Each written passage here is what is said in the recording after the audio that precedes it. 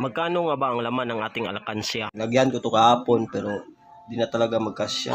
2019 ko to sinimulan nung nag-work ako tapos ngayon tambay na.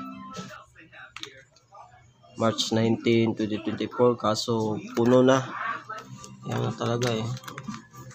Sana mga par, kapag bigay ito sa inyo ng inspirasyon. Ang bigat.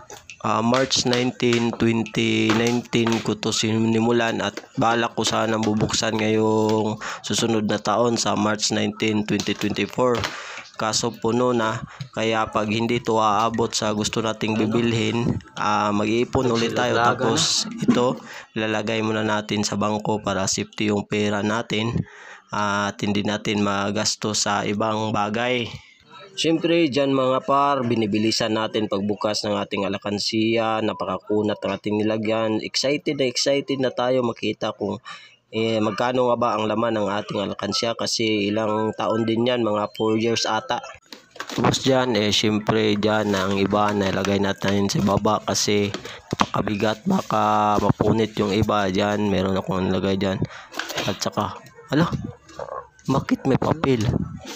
Hindi ako naglagay ng papel. Ano ba to nakasulat? Hala, ito pala yung naipon ko mga par. Ito pala naipon ko mga par.